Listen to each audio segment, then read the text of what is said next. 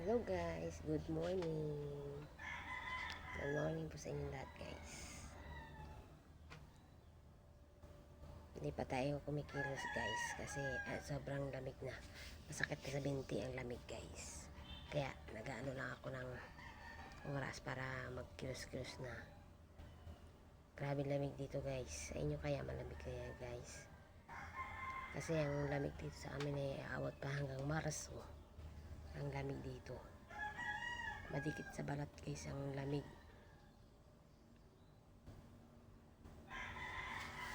Kakapit talaga sa mga binti mo yung lamig. Kaya ngayon walang mga gumagawa ng electric fan kasi sobrang lamig na.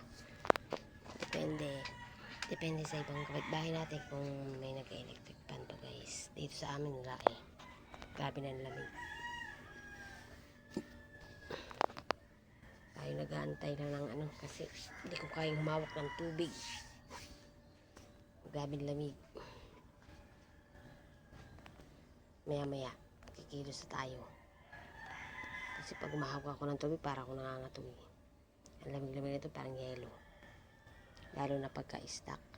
Ang lamig-lamig ng tubig guys pagka-stack galing sa drum. Naku, pag hawak mo napakalamig. Kaya ang hirap humawak ng tubig.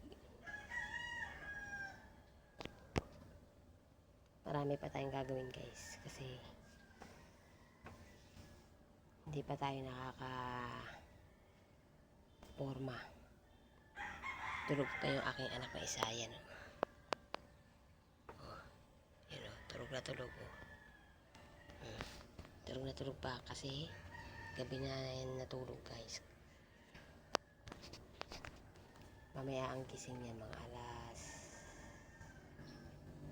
8 or alas 9 ang gising niyan. Ewan ko kagabi guys kung anong oras na tulog yung anak kong yan. Kaya pagdating ng oras wala na akong utusan. Sa dami ng gagawin guys.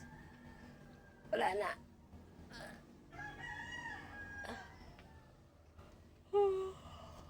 Utos o tiga guys. Inaantok pa ako. Masarap pa rin matulog kasi sa ganitong panahon. Masarap matulog na matulog. Kasi nga lang hindi pwede. Tayo ay may obligasyon sa bahay. Kasi ako hindi kumikilos sa bahay. Yun ang obligasyon natin. Mag-intindi dito sa bahay. Pwede ka naman matulog pagtanghali. Pagtanghali pwede ka na matulog. Ngayon tapos ka sa obligasyon mo. Diba? Kaya guys, kikilos na ako maya. Inaano ko lang yung lamig. Alam nyo guys, naka-3 timpla na ako ng kape.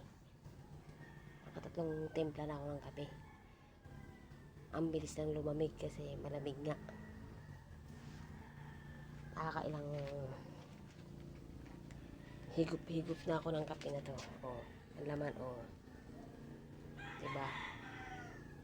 Malamig na siya.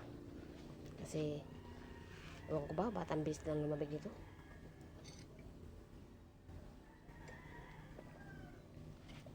Malamig na. Hindi na siya mainit. Napakalamig na siya. Kaya marami tayong gagawin. Oh, mga gagawin ko mamaya oh. Kasi yung mga anak ko eh, yun. Di ba kung gumawa ang mga anak ko. Wala naman tayong masyadong ligpitin guys. Mag-ano na lang tayo, walis-walis, konti, hugas-hugas, ganyan. Ganyan na mga trabaho natin. Maya magluluto na tayo. Mahirap ng ganito. Kaya nag-aantay lang tayo ng ano. Sana umaraw na. Makapagbilad din tayo kasi grabe ang lamig. Hindi ko kinakaya guys yung lamig. Kanina pa dapat ako kilos maghugas. Ayokong mahawak ng tubig. Sobrang lamig ng tubig guys. Ayan guys. Isinare ko lang tong video ko. Thank you very much sa inyong lahat. Bye!